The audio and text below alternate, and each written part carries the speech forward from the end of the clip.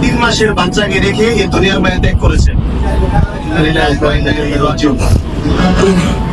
মৃত্যুতে খুবই শোক প্রকাশ করছি এবং সকলের কাছে আল্লাহকে কামনা করছি।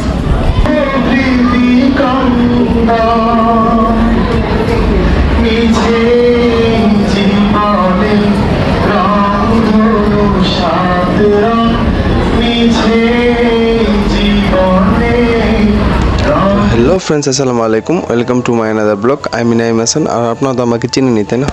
আজকে মূলত কি নিয়ে ব্লগটা আমাদের শুরু হয়েছে এটা আশা করি আপনারা বুঝে গেছেন। দুঃখজনক হলেও এটা সত্যি যে মানুষ চিরকাল বেঁচে থাকে না, কারণ মানুষ মরণশীল আর মানুষকে মরতে হইবে, এটাই সত্যি কথা। তো তেমনিভাবে আমাদের একটা ক্লাসমেট মারা গেছে গত 27 রোজার মধ্যে। তার 3 মাসের একটা কন্যা সন্তান ছিল। জিনিসটা দিককে আমাদের সবারই খুব খারাপ লাগছে। তো দ্যাটস ওয়াই আমরা অনেক প্ল্যান চিন্তা ভাবনা করে আমাদের বন্ধু বান্ধবকে সবাইকে নিয়ে পুরা মাদ্রাসাকে নিয়ে আমরা একটা দোয়া মাহফিলের অনুষ্ঠান করি। মৃত্যুতে খুবই শোক প্রকাশ করছি এবং সকলের কাছে আল্লাহকে কামনা করছি।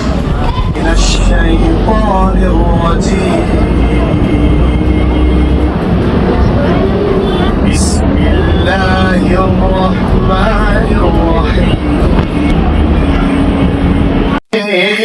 মানুষের বান্ধব মিছে মায়া স্নেহ প্রীতি কন্দন, মিছে জীবনে রংধনু সাত রং, মিছে জীবনে। আব্দুল হাই আল মাদানী ইন্তেকাল করেছেন। আমরা দোয়া করি আল্লাহ তার কবরকে জান্নাতের মাধ্যমে বানাই দিন। শিক্ষক কর্মচারী অভিভাবক ইন্তেকাল করেছেন, আমার সবাইকে মাফ করে দিন।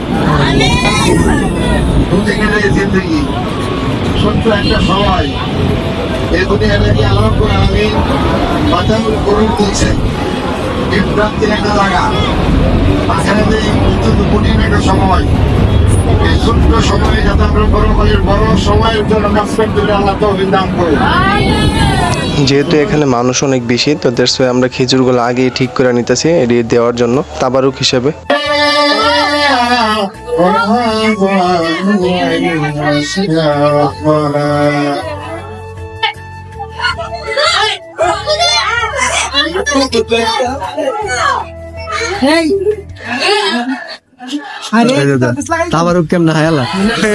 আল্লাহ তাআলার অশেষ রহমতে অনুষ্ঠানটি খুব সুন্দরভাবে পরিচালনা করা হয়েছে। সবাইরে বাড়তে বাড়তে আমরা নিজেরা ক্লান্ত হয়ে গেছি, তাই আমরা একটু খাওয়া দাওয়া করে নিলাম।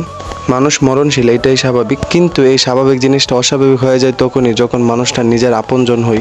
আল্লাহ যেন তাকে জান্নাতুল ফেরদাউস দান করে। আর আপনারা সবাই তার জন্য দোয়া করবেন। আল্লাহ হাফেজ।